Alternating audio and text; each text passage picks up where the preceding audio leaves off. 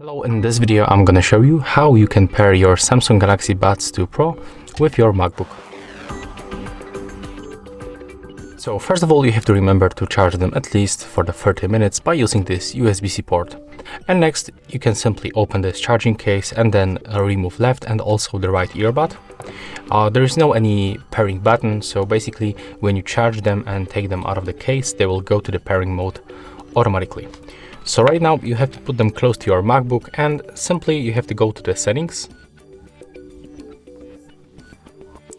You have to go for the left side for the Bluetooth. Then turn it on by tapping on the switcher. And right now from nearby devices list, you have to select your Samsung Galaxy Buds Pro 2. So we have to wait until they pops on the list, and as you can see we can find them, so click connect. Now just wait a little bit. And right now, when we are successfully connected, I can recommend you to open the sound settings and check output and the input device. Just be sure that our buds are selected. So that's all for this video. Hope you like it.